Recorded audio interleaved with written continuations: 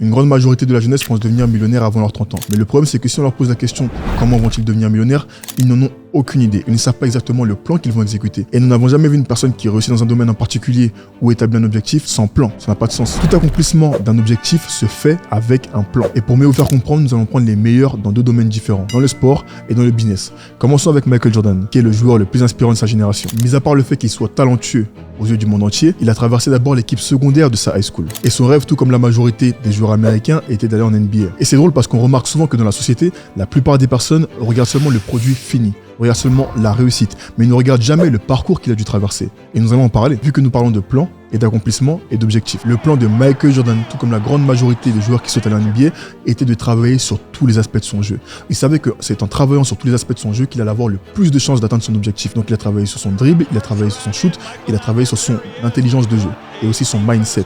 Et c'est comme ça qu'il a réussi à atteindre son objectif. Un grand nombre de personnes pensent que la plupart des personnes qui ont réussi dans le domaine du sport ou dans l'artistique ont réussi parce qu'ils sont talentueux. Alors oui, c'est vrai pour une grande majorité d'entre eux, c'est la vérité, ils ont réussi parce qu'ils sont talentueux. Mais de l'autre côté, il y a des personnes qui, avant même d'être talentueux, ont travaillé dur. Et ça a été leur plan pour justement atteindre leur objectif. Il faut le voir de cette manière-là. Donc le travail dur pour eux, c'est le plan pour atteindre leur objectif au niveau du sport ou de l'artistique. Donc Michael Jordan savait qu'il n'y avait pas de hasard dans la vie. Il savait que plus il allait travailler dur, plus il allait pouvoir se rapprocher de son objectif. C'est aussi simple que ça. Donc, comme la grande majorité des personnes qui réussissent, il a provoqué le maximum d'actions pour avoir le plus de chances d'atteindre la NBA. Vous devez comprendre que dans la vie, rien ne vient par hasard. Personne ne viendra vous sauver. Vous pourrez attendre autant que vous voulez, vous pourrez prier qui vous voulez. Mais tant que vous ne ferez pas d'action, vous resterez au même endroit. Et ça, c'est une réalité que peu de personnes veulent accepter. Pourquoi? Parce qu'elles sont fainéantes. Dans la vie, pour avoir des résultats, il faut constamment attaquer la vie. Quand je dis constamment, c'est chaque jour. Chaque jour, vous devez établir de nouveaux projets. Chaque jour, vous devez établir de nouveaux objectifs. Chaque jour, vous devez vous lever et accomplir quelque chose. L'accomplissement. Qu'est-ce que vous faites de votre journée? C'est ça, attaquer la vie. Toutes les petites actions que vous allez cumuler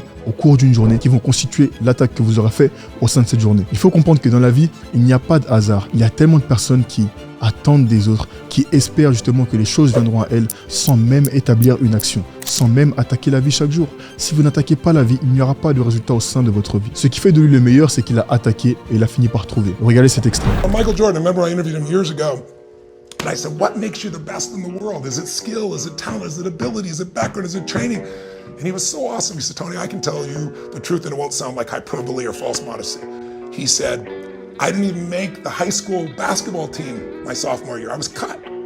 He said, what it is every day I demand more from myself than anybody else could possibly expect. I don't compete with other people. I compete with what I'm capable of. And it's just like that kind of standard is inspiring. Et c'est exactement le même mindset que vous devez adopter. Il avait tellement d'amour pour le jeu qu'il était prêt à tout faire pour devenir le meilleur. Son plan était de devenir le meilleur de tous les temps et travailler sur tous les aspects de son jeu. Son intelligence, son dribble, son shoot, tout ce qui pourrait lui permettre de devenir le meilleur. Pareil pour Elon Musk, qui est l'exemple parfait quand on parle de business. D'abord, il a commencé avec sa première entreprise qui s'appelait Zip2, qui a été rachetée à 307 millions. Je ne sais pas si vous en rendez compte, c'est une somme astronomique. Mais malgré que son entreprise a été rachetée à 307 millions, il ne s'est pas arrêté à là. Je vais vous dire quelque chose. 95%, voire même 99% des personnes, après avoir vendu leur entreprise à 307 millions, se seraient arrêtés à là. Mais qu'est-ce que Elon Musk lui a fait? Il a lancé d'autres projets. Il a encore pris des risques. Il a encore attaqué la vie. Et c'est là encore une fois qu'on voit un exemple d'attaquer la vie avec des actions. Sauf que celles-ci sont différentes des actions du sport. À la place de workout, il ouvre des entreprises et il continue encore et encore. Et je vais vous rejoindre sur un point. Qui serait assez fou dans le monde pour revendre son entreprise à 307 millions et encore risquer la somme de cette entreprise pour en ouvrir d'autres? Peu de personnes. Voilà pourquoi 1% des gens réussissent. Tout est une question de vision. Pour une personne comme Elon Musk qui risquait une telle somme, ce n'est rien comparé à ce qu'il souhaite accomplir. Il savait qu'il avait beaucoup plus de potentiel. Il veut tout simplement aller chercher plus loin. Donc il a tout simplement attaqué avec PayPal, Tesla, Hypercity, Hyperloop, OpenAI, OpenLink et etc. Il a ouvert tellement d'entreprises que j'en suis sûr qu'il y a certaines entreprises que nous ne connaissions même pas. Mais il a tout simplement compris que pour avoir plus de résultats, il va devoir attaquer. Mais encore une fois, c'est l'une des raisons pour laquelle c'est l'un des hommes les plus riches du monde. Sa vision était complètement différente et au stade où il en est actuellement dans sa vie, il ne cherche plus l'argent. Il cherche à accomplir quelque chose sur Terre. Il cherche à justement impacter le monde. Et les deux exemples que je viens de vous présenter sont à l'opposé l'un de l'autre, mais ils rassemblent juste un point en commun, c'est tout simplement attaquer la vie.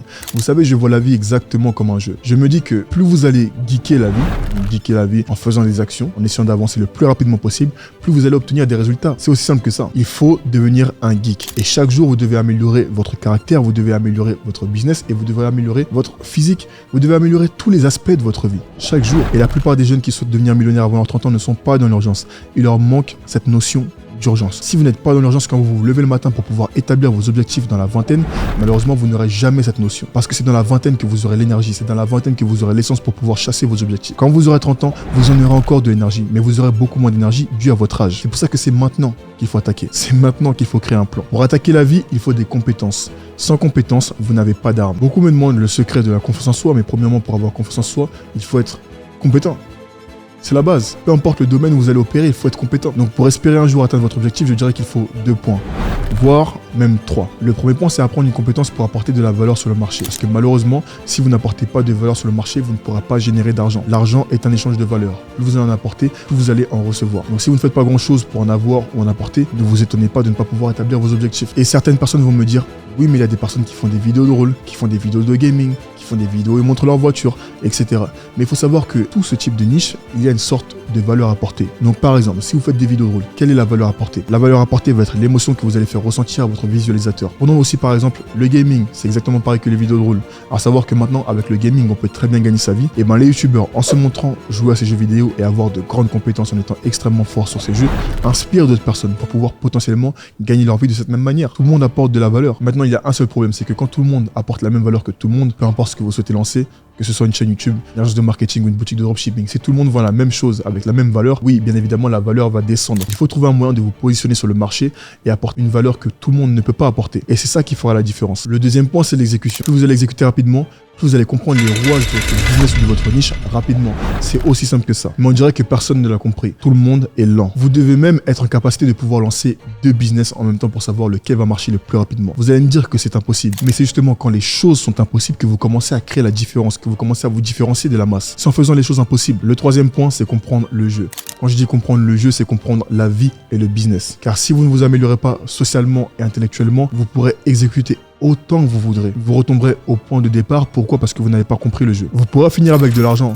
Mais le problème, c'est que l'argent sans compétence sociale, c'est comme déguster un bon plat sans saveur. Vous savez, il y a beaucoup de choses qui peuvent affecter votre vie négativement et vous empêcher d'atteindre votre objectif. Et on va commencer par vos choix. Pourquoi allez-vous acheter le dernier iPhone? Pourquoi allez-vous acheter la dernière paire Air Force? Pourquoi vous voulez prendre un crédit pour une voiture alors que vous habitez en ville? Alors que vous pouvez tout simplement prendre cet argent et l'investir dans un business, l'investir dans une compétence, pouvoir gagner beaucoup plus. Vous voyez, ce sont ce type de petites erreurs, de petits choix que vous prenez chaque jour qui définiront comment vous allez pouvoir établir votre objectif, qui définiront si vous allez échouer ou si vous allez réussir, qui définiront si vous allez être pauvre ou si vous allez être riche. Ce genre de petites erreurs. Vous n'en avez pas l'impression, mais ces petites erreurs impactent votre vie quotidiennement. Prendre des crédits, sortir chaque soir, jouer à la PlayStation, ce sont ces choses-là qui vous rendent pauvre. Après avoir compris les 3 points que je viens de vous citer, normalement, vous devrez apprendre à vous connaître et vous faire respecter. Parce qu'à travers toutes les cultures du monde, ce qui rend une personne intéressante avant tout, c'est justement le travail dur. Tout le monde respecte le travail dur, tout le monde aime les personnes qui travaillent dur et pas forcément les personnes qui font rire. Parce que le travail dur est fascinant. Seulement 1% des personnes arrivent à le faire. On arrive à la fin de cette vidéo et la morale est simple. Si vous ne travaillez pas sur vous, si vous ne travaillez pas sur vos compétences